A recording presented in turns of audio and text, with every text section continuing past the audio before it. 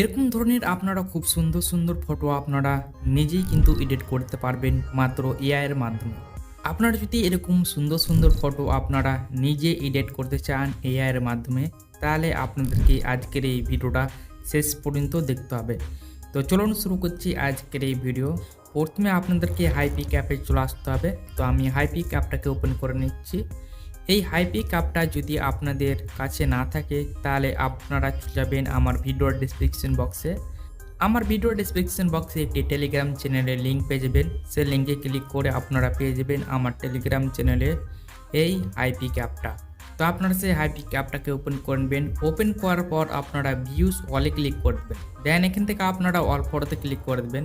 তারপর এখানে আপনারা অনেকগুলো ফটো পেয়ে যাবেন। তো এখান থেকে আপনারা যে ফটোটা এডিট করতে চাইছেন আপনারা সেই ফটোটাকে সিলেক্ট করবেন। সিলেক্ট করার পর এখানে আপনারা অ্যাডজাস্টে ক্লিক করে দেবেন। তারপর অটো অ্যাডজাস্টে ক্লিক করে দেবেন।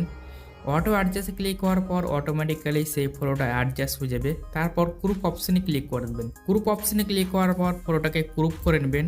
তো আমি যেভাবে গ্রুপ করছি আপনারা ঠিক সেমভাবে করে নেবেন।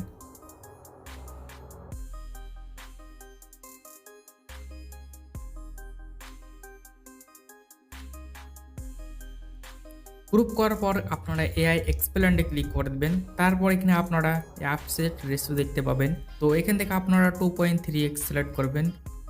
তারপর এখানে আপনারা এই বক্সের মধ্যে ক্লিক করে দেবেন। তারপর এখানে আপনাদেরকে ফ্রম অ্যাড করতে হবে। তো এখানে আমি অ্যাড করে দিচ্ছি। এই ফর্মটি আমার ভিডিও ডেসক্রিপশন বক্সে অ্যাড করা আছে, আপনারা কিন্তু কপি করে এখানে পেস্ট করে দেবেন। তারপর এখানে অ্যালাউ চাইবে, অ্যালাউটা দিয়ে দেবেন। তারপর জেনারেটে ক্লিক করে দেবেন। এখানে 0 থেকে 100% হবে এটা প্রসেস হতে। 0 থেকে 100% হওয়ার পর কিন্তু পুরোটা এডিট হয়ে চলে আসলো। এআই কিন্তু খুব সুন্দরভাবে এডিট করে দিল। তো যেটা আপনাদের পছন্দ হবে আপনারা তার উপরে ক্লিক করে দেবেন। তারপর অ্যাপ্লাই ক্লিক করে দেবেন। তারপর রাইটস মধ্যে ক্লিক করে দেবেন। তারপর চলে আসবেন আপনারা ইনহ্যান্স ফেসে। যদি আপনাদের ফেসটা একদম খারাপ দেখায় বা অপরিষ্কার দেখায় তাহলে আপনারা ইনহ্যান্স ফেসে ক্লিক করে দেবেন। দেখবেন আপনার ফেসটা ক্লিয়ার হয়ে গেছে।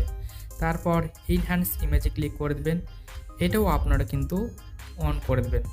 ইনহ্যান্স ইমেজে ক্লিক করলে কিন্তু ইমেজটা হাই কোয়ালিটি হয়ে যাবে। তারপর এখানে আপনারা কী করবেন, এখানে আপনারা সেটাকে সেভ করে নেবেন। সেভ করার জন্য অ্যারো অপশানে ক্লিক করে দেবেন।